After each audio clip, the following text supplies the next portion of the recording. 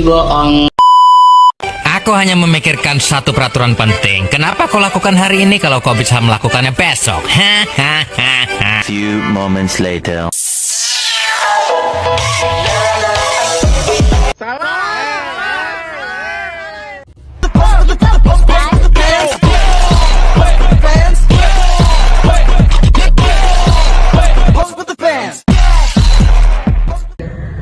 Hai sobat perjanjian baru. Di sini kami akan menjelaskan perjalanan misi Rasul Paulus Dari yang pertama sampai yang ketiga.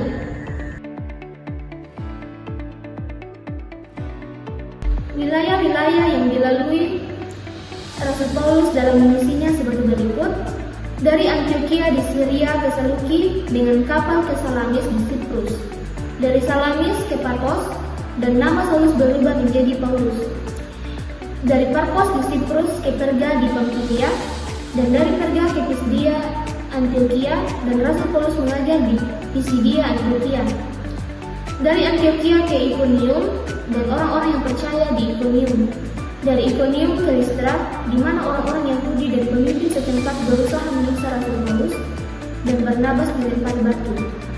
Dari Listra ke Derbe, Rasul Paulus bangkit bersama Barnabas, memasuki kota Derbe dan banyak orang yang percaya.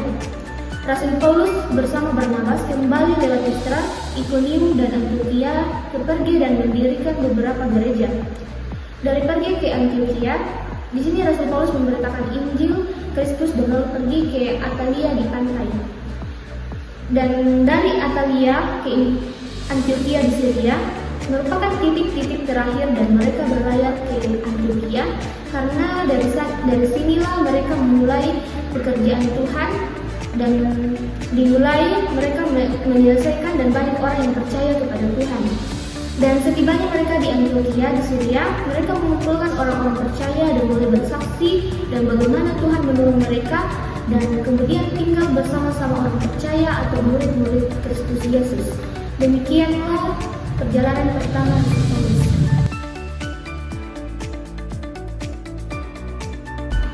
Selanjutnya, perjalanan misi Rasul Paulus yang kedua.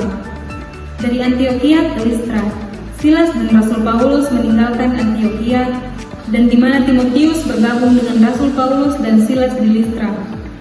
Dari Listra ke Troas, dan adanya penglihatan Rasul Paulus, yang isi penglihatannya adalah bahwa ada orang dari Makedonia yang berdiri dan menyuruh Rasul Paulus untuk menyeberang karena membutuhkan pertolongannya. Dari Troas ke Filipi. Dan ketika Rasul Paulus berada di Filipi dan bertemu dengan Lydia yang percaya kepada Tuhan dan menahan Rasul Paulus tinggal di rumahnya bersama keluarganya.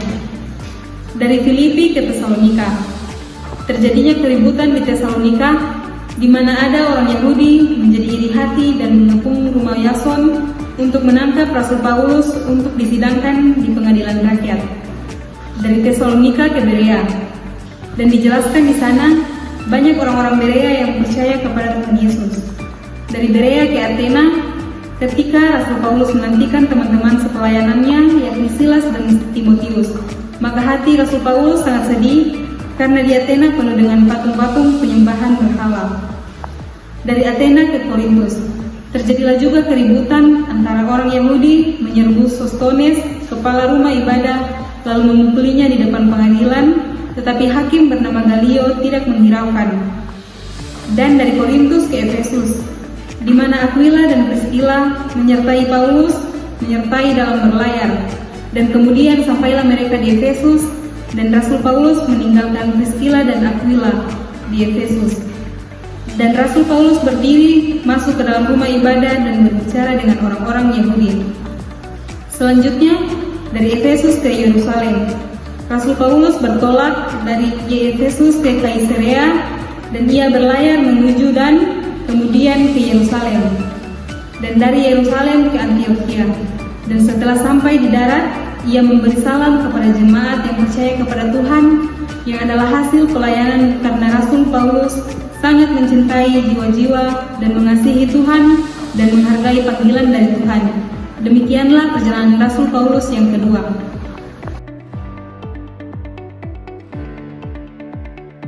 Selanjutnya, perjalanan misi Rasul Paulus yang ketiga.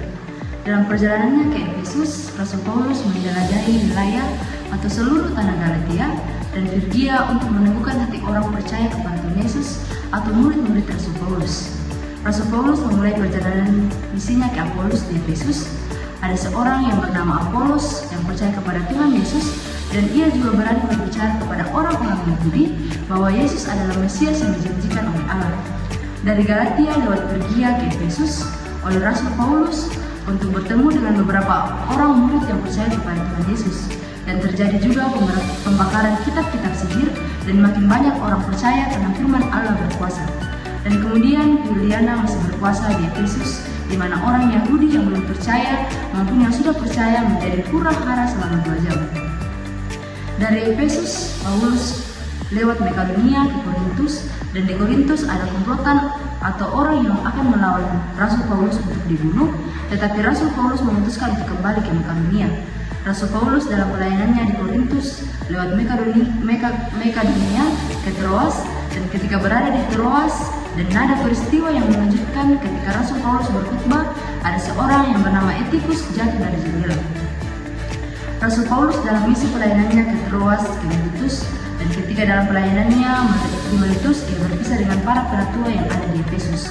Dari Miletus, Rasul Paulus dalam pelayanannya lewat Rodi dan Patara, dan kemudian Rasul Paulus ke daerah Tire, dan akhirnya Rasul Paulus berkumpul dengan para muridnya di Tirus.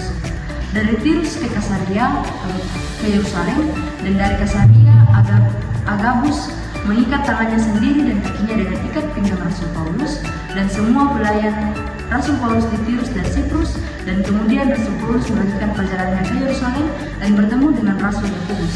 Pada kesempatan itu, ketika Rasul Paulus bertemu dengan kawan seiman, maka ia bersaksi tentang pelayanannya di berbagai tempat dan pekerjaan Allah dan pemerintahannya. Demikianlah perjalanan Rasul Paulus yang ketiga dalam misi pelayanannya. Demikianlah yang dapat kami jelaskan mengenai misi perjalanan Rasul Paulus Dari yang pertama sampai yang ketiga. See you!